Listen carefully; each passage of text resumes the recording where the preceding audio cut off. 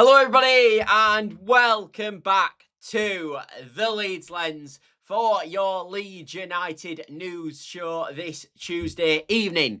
And we've got a few things I want to talk about today. I want to start off by talking a bit about Facundo Buonanotte. There's been a lot of talk since the game around his actual future at the football club now, and is that the end? Fundamentally, for Facundo Buonanotte, we know when Daniel Farke trusts a player, puts them in the team, and they don't quite perform, especially in a cup match, sometimes it takes a while then for him to ever get a chance. And now, obviously, with Buonanotte on loan, does that mean he's ever going to get his opportunity at Leeds United going forward?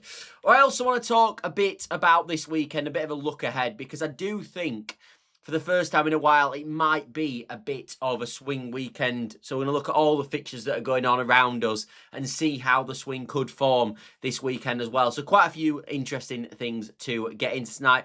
Obviously, if you can help the channel by dropping a like, subscribe, all that good stuff does massively help the channel. Obviously, I'm a small channel and I'm closing in on 2,000 subscribers. So if you could do that, push the channel, like the channel, all that sort of stuff. It really boosts me in their algorithms and massively helps me out. So if you could do that, that would be fantastic. But let's start with the first thing that I want to talk about today, which is, as I said, this Facundo Buonanotte situation. And I think, truthfully, and I was thinking this sort of, I wanted to talk about it actually after the game, and then I was going to talk about it yesterday, and of course there was news going on, so I thought I'll push it onto the Tuesday show. And I've been thinking about it since, really, and there's going to be a lot of people, I think, with the Facundo Buonanotte situation now that just kind of write him off. And I think maybe Daniel Farke were down that line. I don't tend to agree with that. I do still think there's a sort of talented player in there. I still do think there's a player that could offer a lot for Leeds United. And we talked about when we brought him in, Wolves at home, Burnley at home, these sort of games being the one for Facundo Buonanotte. Sunderland at home as well. And these games are still to come. I think the issue you've got is, and it's quite obvious, is that he hasn't had a pre-season. He hasn't really played for 12 months. He's now performed poorly. What's the chance now he gets his other opportunity in the Leeds United team? And that's kind of where I'm at with it. And people feel sorry for Facundo Buonanotte, and I do to an extent because I can see sort of what he brings, and I can see the potential, if you kept him for longer term, the future of Facundo Buonanotte. I do think there's talent there. We talked about him in the summer even, when we were linked to him, and I thought it was a really cute deal for Leeds United.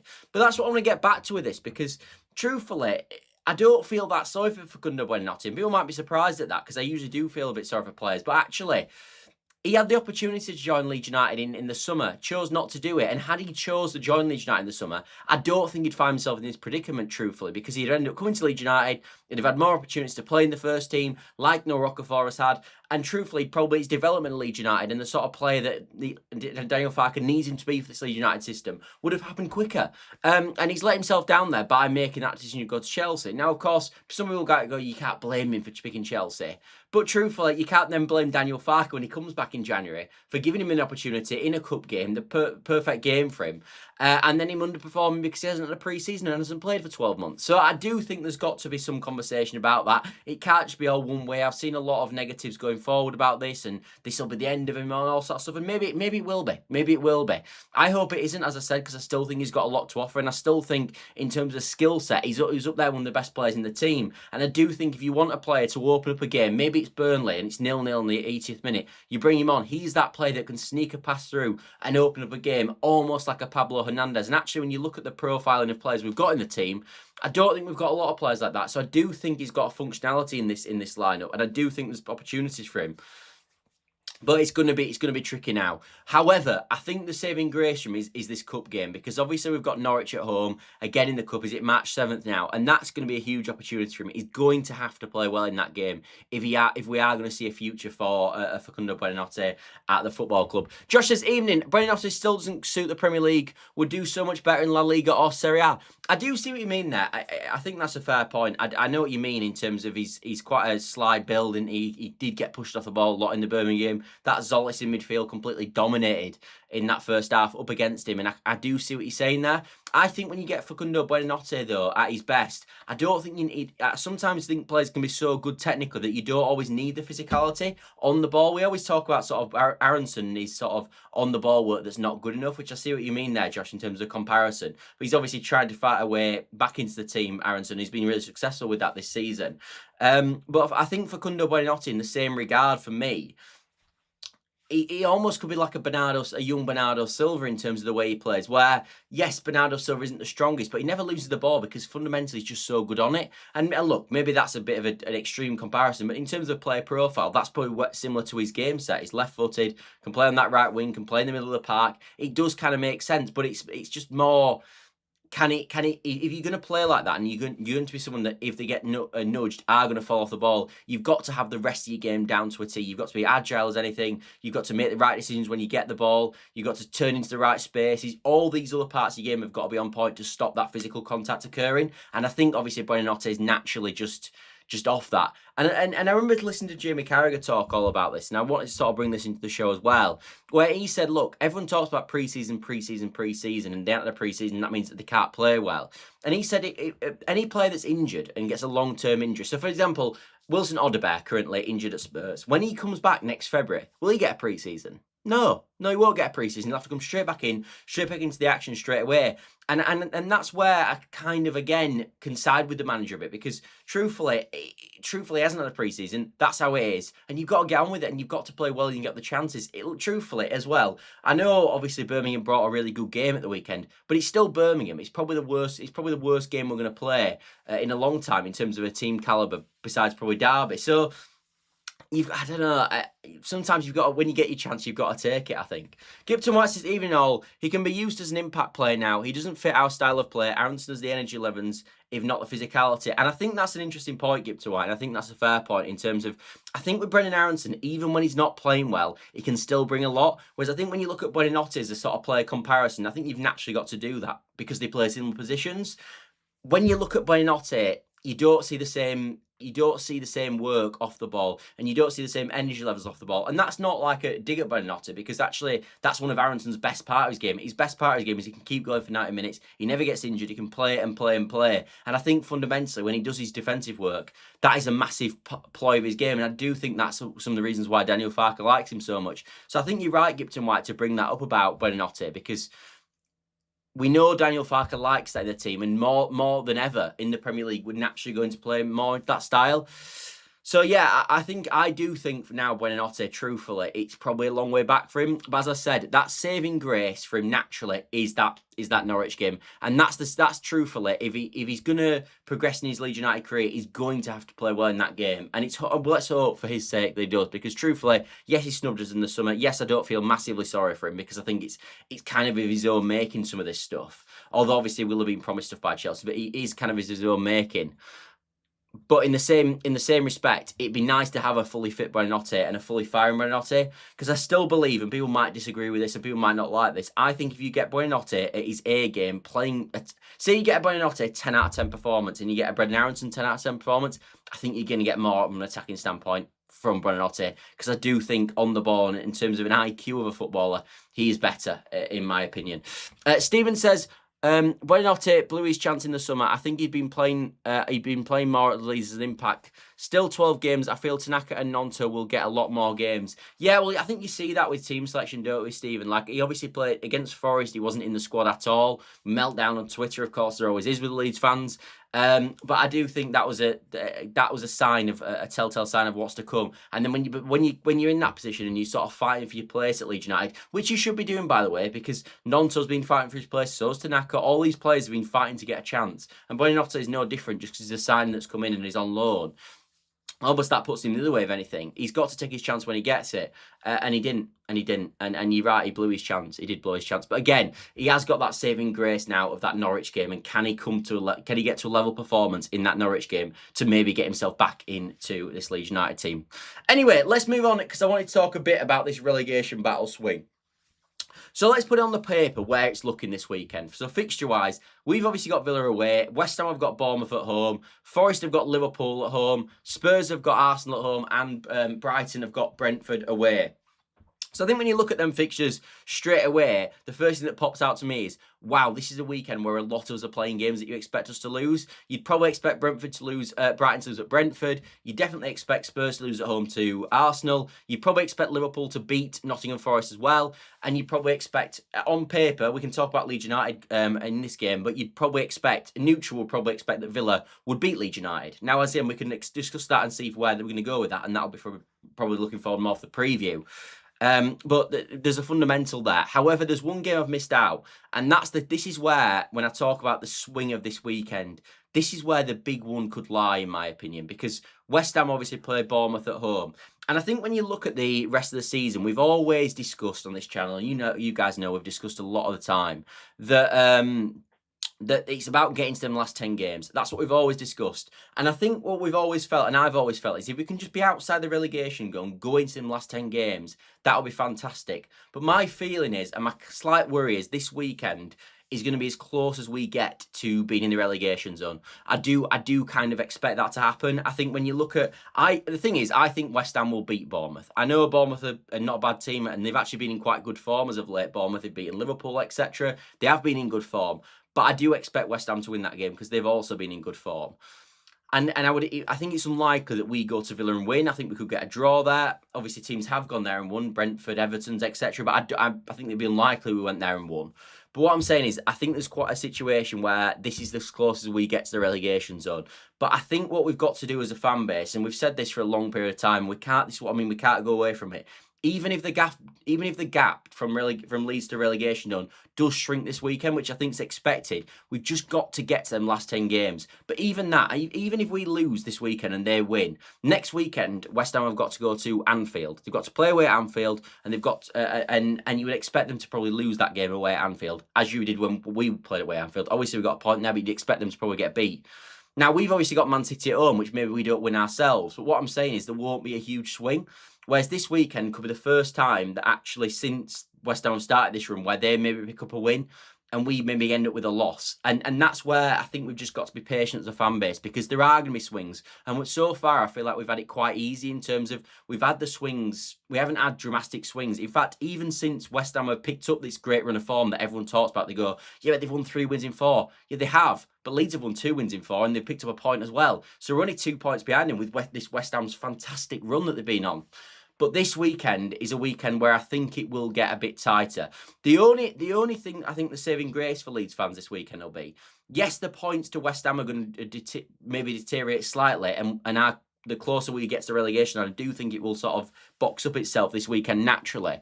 However, underpinning all this, we've got to bear in mind the other fixtures. And as I said, I don't see a lot of wins for other teams. As I said, Forest playing Liverpool, Spurs playing Arsenal, Brighton even playing against Brentford. I don't see a lot of wins in there for them teams. So even though we might get close to the relegation zone, I don't think our position of 15th is going to massively change this weekend. I expect probably by the end of the weekend, we'll probably still be in 15th. However, of course, it will all tighten up, and that's where Leeds fans are going to get a bit tetchy. But we've obviously, as I said, we've just got to stay calm, because we get to them last 10 games, we play Sunderland at home, we've got Brentford at home. You guys know what we've got, and that's where we've got to be. And I think, and there is going to be swings either way. It's going to go, we're at 6 points, it all looks quite steady at this moment, and I think that's quite a comfortable position to be in. It's going to get worse than that. It might get to 3 points this weekend, but I think it's about not being dramatic and not sort of going over the top with it. And I hope that's kind of the reaction, because we don't want to get tetchy. We don't want to get tetchy. SST says, bit dramatic, it's not make or break. Is that in terms of Buonanotte? Fair enough, mate. Josh says, got a sneaky feeling we get a point at Villa. They're entirely at midfield. He's pretty much, he's out pretty much. Yeah, it is. McGinn's out, Kamara's out, and Tielemans is also out, which is massive for Villa. And actually, they've not been as good late. They obviously lost at the weekend against Newcastle. I know there was stuff there naturally with Newcastle missing players, with Villa missing players. I get that, and obviously Villa went out 10 men. Bizot got sent off, of course. But Villa are a good team, and at home, I think they're probably the most of the league would expect him to win. I do think with that game, though, and as I said, I don't want to jump into the preview too much here, because obviously we'll do that later in the week, probably in the Friday night show. But I do think Villa can be got at, as we talk about. And if you look at Leeds United in away form recently, we've only lost one of our last 6 away games, and it was that Newcastle away game. So I don't think it's a complete write-off that Leeds United will definitely lose the game. But I just think even if we get a draw, which would be a really good result, by the way, it'd be a fantastic result. Even if we do that, you would probably. I'm still expecting West Ham at home, especially. I know they've not been great at home, but you still think that home advantage is there. I still think they'll probably beat Bournemouth at home. Is kind of my feeling. SST says, everyone bemoaned that we didn't have a flair player. Maybe Fart believes we don't need one. Maybe we don't, mate. Maybe we don't. And I think when you look at sort of how this team win games, and this has been made apparent to me for a while now, and actually the Arsenal game proves everything I kind of think with this. The way Leeds United beat teams fundamentally is by running them over with physicality. That's how we beat teams. We beat teams by dominating on a physical basis. And every time we've done really well, even against bigger teams, it's when we've dominated on a physical basis. The game you can point to is Chelsea. We bullied Chelsea in that game. In the home game, we beat them 3-1, not as much in the away game. And then if you look at the opposite, and when we've really struggled in games, and there's one team, obviously, this season, as we're all aware of, who have just completely had our number, and that's Arsenal. And if you look what Arsenal can do, they are like Leeds United in terms of they've got the physical presence in there, but they've also got much better technicians in there as well. So when you match the sort of physicality of Leeds United, and you've got technicians on top of that, which Arsenal have, it's a long day for Leeds United. And that's why when you look at sort of the Man City game, and even the Villa game, I do think on a physical basis, especially with Villa being out the game, Villa midfielders being out the game, maybe we can match on a physical basis. But when you talk about sort of that we maybe don't need a fair player, again, maybe we don't need one, because when, as I said, when you look at Leeds United's strengths, it is that physical. It is the physicality of the team. That is our biggest strength, and we have to play into that as much as we possibly can. I have a feeling we may spring a surprise on Villa. Yeah, look, I don't think the Villa game's a write-off. Truthfully, mate, going into these 3 games, I actually felt Chelsea away was the trickiest one. I thought Chelsea away were going to be fantastic, and I actually thought they were brilliant. And actually, we should have lost the game. I think we're all accepting of that. We didn't do, and we battled away. And truthfully, we've had points, and we shouldn't have got this year. And that was probably one of them. We've also had points, and we should have got some in the same respect. But I do think, as I said, I do think that we've played the hardest game now, and I look at Villa and Man City and think we can get points in them games. And we can do. Because also, truthfully, we managed to get a point at Chelsea and we didn't play that well, and they were fantastic, I thought, in the game. So again, we've shown resilience to sort of do well in games, which is a positive. The only thing I've got at the moment with Leeds slightly is, I know Chelsea were brilliant on the day, and obviously they should have won the game, and all that's true. And Leeds United still got a point, which was fantastic. I don't think we played well against Chelsea as an actual performance. I know we got the result, but I don't think the performance was great. And again, against Birmingham at the weekend, the performance level wasn't great again, and we kind of got away with it again. I don't think you can do that for much longer. So I'm hoping I'm hoping that we can get a better level performance away at Villa. Maybe something that, maybe not quite the level of Newcastle, but something that emulates more of that style, or even the Everton away game, and we can sort of get back to what we're doing better.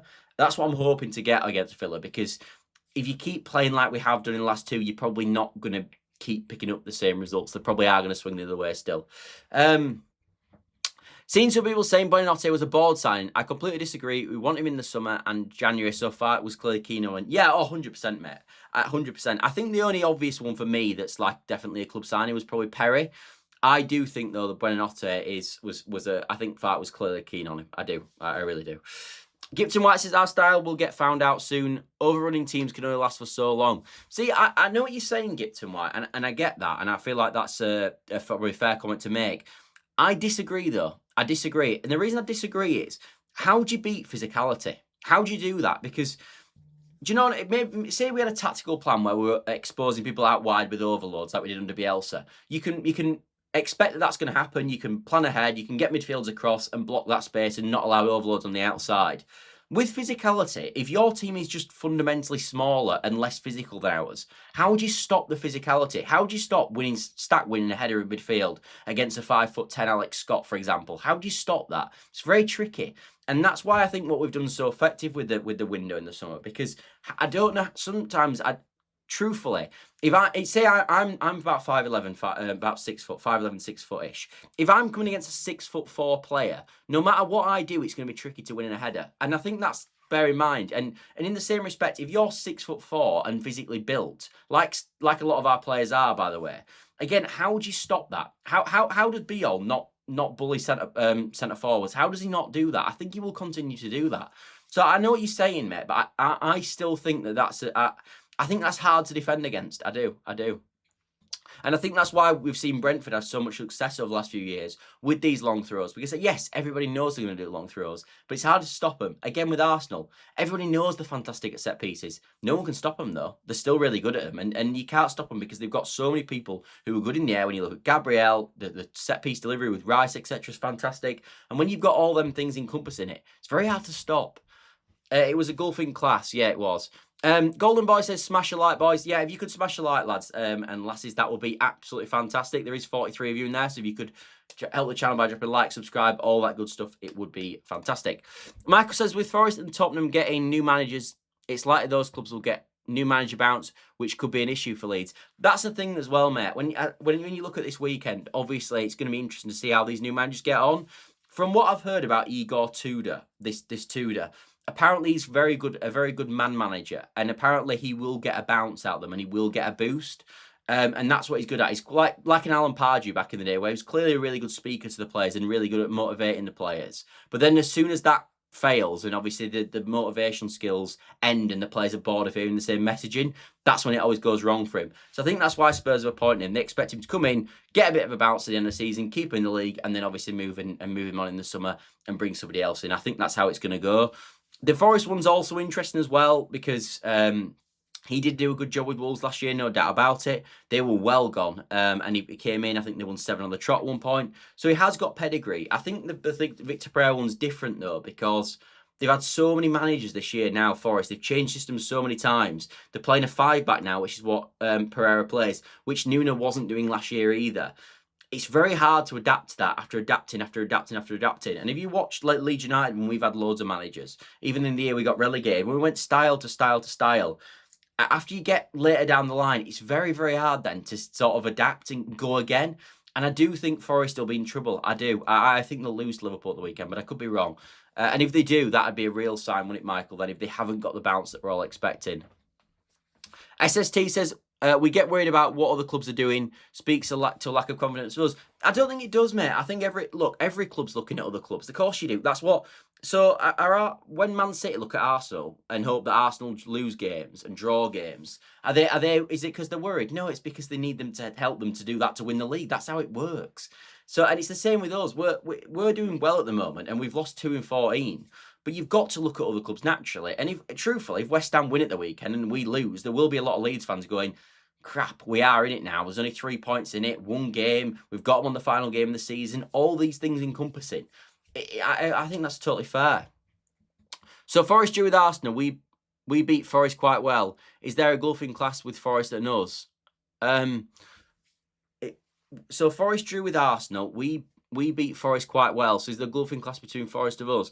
I think when you look at the team, mate, I think Forest have got a better squad than us. But I've always said this, and we've said this over the last few weeks. I think of all the teams right now at the bottom of the league, I think Forest are playing the worst. Now, we'll see how they adapt since Pereira's come in. But even the games that Forest were getting points in, they were never playing well. Like, I remember them winning away at Brentford 2-0, and they were absolutely terrible. And I know it's a results business, and it's all about results. But if you keep doing that, you won't keep getting away with it. And you saw that in the Leeds game when we absolutely rolled them over. So look, in terms of individuals, we don't have some individuals like Forest do. We don't have a player that will go for 70+ million in Elliot Anderson this summer, or a player that in Morgan Gibbs-White who will definitely go for probably 60 million plus. We don't have that at the football club, in my opinion. I don't think we do. But what we do have is a better team spirit. I think it's a better environment. I think it's a less chaotic environment. And I think we've got more of a team cohesion in the squad. And I think that's what is paying dividends. And I think that's why we rolled over Nottingham Forest. And I think we've got a system at the moment that's working dividends for us and working really, really well. And Forest obviously haven't done because they've changed managers so many times. So I think the stability of Leeds United compared to Forest is a huge positive, even though our squad's probably not as good as theirs. And look, that's down to Daniel Farker and the squad and the recruitment team for creating an environment for the players that's been massively helpful to where we are this season. Gomez Gang says, we survived this season plus an FA Cup quarter-final minimum. Survive next season. Fark eclipses Bielsa's record and becomes Leeds' most successful manager since O'Leary. Does he get the credit he deserves? To be honest, mate, probably not. Truthfully, I must admit, look, this is just my opinion. I know we've got people in the chat that still probably want the manager to be sacked, and maybe I don't speak to the masses. I am surprised at the level of abuse that he still gets. I must admit this. I mean, I can absolutely guarantee for a categorical fact when the team selection comes out against Villa, there's going to be a meltdown on Twitter, because there is every time. And I can't believe we've got to the point. And I get people that express their own opinion. And look, truthfully, it's not about what you've done in the past. It's what you're going to do for the future. I get all that, and that's fine. but I can't believe he don't get more credit. I really genuinely can't believe it. And at times, you go through times, don't you, where I'm like listening to it and I'm just like, it just frustrates me because I'm like, well, what can this lad do? Because for me, he's doing a fantastic job this season. We've lost 2 in 14. We're on a brilliant run. Why have we still got this just beyond negativity around the manager? Like, you still see a lot of people all the time. Like, if we lose to Villa, everyone will go, well, truthfully, even if he keeps us up, I want him gone. And I don't know. It just frustrates me. It does. But look, I don't think Daniel Farke cares. So, truthfully, why would I care? But, and people are entitled to their own opinion. But I've always been surprised at the level of attack that Daniel Farke gets when actually you look at his time and you think, well, it's been pretty successful. 90 points, as close to promotion as possible. I know we didn't get promoted, but we were close as possible. The next season, 100 points, won the league. Most amount of goals in a season, most amount of points ever in a season. We smashed the league. This season, again, with the finances we've had coming up, it's put us in a fantastic position again. And I genuinely, it baffles me. It really does. But, oh well. I don't think these players that played in the FA Cup at Birmingham did well enough to make Farke put them in the first team, except for Perry and Nemecha. Bournemouth and Biol did well in defence. I agree, mate. I thought Tanaka had a poor game. Nonto, although playing out of position, had a poor game. Buonanotte had a poor game. All these players had poor games. I also want Perry in goal either. I know he had a good game, and I appreciate that. But I just think Dallow's more steady, personally. SST says Farke will be viewed in the champ as having a stacked deck. He's now proving he can do it with less. I agree, mate. I completely agree. And this was good. Look, I always felt, and maybe people disagree with this, and that's absolutely fine. I felt with the squad we had last year, it was the job last year to get us promoted is an easier job than this year, keeping this team up. I genuinely believe that. We had by far the best team in the league last year, but this job still has to be done. No one give Pep Guardiola a stick for having the best team and winning it. And we had the best team and we won it. And look, Leicester, for example, right now are in the relegation zone in the Championship, and they have probably a top 10 squad in the league. So it's not all about squad, it's about the sort of environment you can create. And Daniel Farke deserves credit for that, but he did have the best team. But I felt this year, when we don't have the best team, and you look around and we don't have individuals at some of these clubs that we're fighting with, even like West Ham with likes of Jared Bowens, etc. We don't have them sort of players. And Forest with sort of Morgan Gibbs-White and Elliot Anderson. We don't have them players. I generally felt staying up this year is a harder achievement and a bigger achievement than actually getting promoted last year with the cards that we've got at the start of the season. And he's been fantastic so far. He really has. But there's still 12 games to go. And if we don't win another game for the rest of the season, he'd be sacked, and rightly so. So stuff can change. But yeah, I just don't get the disrespect. I think it's because he didn't have a good time in the champ. I think had Daniel Farke not managed in the Premier League before, the stick he gets would not happen. I think what's happened is everyone goes, but he failed at Norwich, he failed at Norwich, he failed at Norwich. So that means he's crap then from now on. And I think that's what people do. Whereas I think if we'd plucked him out from the Swiss League in the Championship, and he'd had the work that he's done at Leeds United so far, I think all Leeds fans would love him. But that's what I think it is. I think people, because every time we've looked about sacking him, even though in the season when we're looking about sacking him, all everybody did all the time was they brought in his Norwich record again. They went, look what he's been in the Premier League so far, and this is his body of work in the Premier League. But I always found that ridiculous, because you look at that the Norwich team, that is the worst Premier League team I think I've ever seen. It was absolutely awful. It was so bad. So I don't know how anyone was going to keep that team up. I really don't. And it's not like Norwich have been miles better since they sacked him, is it, in truth? I mean, he got them straight back up when they went down last time, and they've been nowhere near it since. I think the 49ers will want bigger profile next season, a more proven manager at a higher level. I think this is, truthfully, mate, with the great respect, no chance they sack him. There is absolutely no way in a million years that the 49ers sack Daniel Farke if he keeps his team up. There's absolutely no way. SST, you might want that, by the way, and that's up to you, but saying that the 49ers will do it, I think, is madness, personally. Gibson White says, SST, our physical attributes have carried us quite far. We've got walked by a team that can match our physicality, conceding 9 goals in 2 games, suggest a gulfing class. Yeah, there is a gulfing class, 100%. I thought we looked scared of Arsenal. Don't view Arsenal as being much better than City. We are scared of them for sure. I disagree on this. I just think they just hammered us in terms of a technical bit. I thought they stopped us being able to dominate them through physicality. And then when it was just down to play, when you've stopped that, when you've matched them physically and actually probably been better than us physically in games, then it comes down to technical ability. And they've just got miles more technical ability than we have. And I think that showed. And I think they're the only team that, and I think if we play next season in the Premier League and we do stay up, I think we'll get walloped by them again, because I don't see what we're good at, they're good at. And I always thought that might stop them. But actually, it's proved to be the opposite, which is kind of the situation. City have not got the physical side. Yeah, I think we've got a chance against City. I wouldn't be surprised if we get something against City. It's a night game. It's at Ellen Road. Obviously, they're in a title race at the moment. And had they lost to Liverpool, I think that game would have been much easier, which now it isn't going to be. But that's the way they land, and that's how it is. But I think we've got much more chance against City than we have against Arsenal. And it's not because City are miles worse than Arsenal. It's because in terms of a matchup, like in boxing where you've got certain styles make fights, in football matches, styles make fights. I think our fight against Man City will be easier because of that, personally. I do. David says, top man. Thank you, mate. So City, we matched them second half. Yes, I agree, but that's what we just said, mate. Anyway, I'm going to wrap up the show there, everybody. Thanks for watching. I've just seen about 10 people have just joined. So we have been talking about Leeds United now for about 38 minutes. So you're more than welcome to fire back, listen to the rest of the show, and get involved in the rest of the conversation. But other than that, I am going to wrap it up there. Thanks all for watching. As always, we'll be back tomorrow talking all about Leeds United at the usual time of 8 p.m. So I'll see you then, everybody. But other than that, I'll see you later. Bye for now.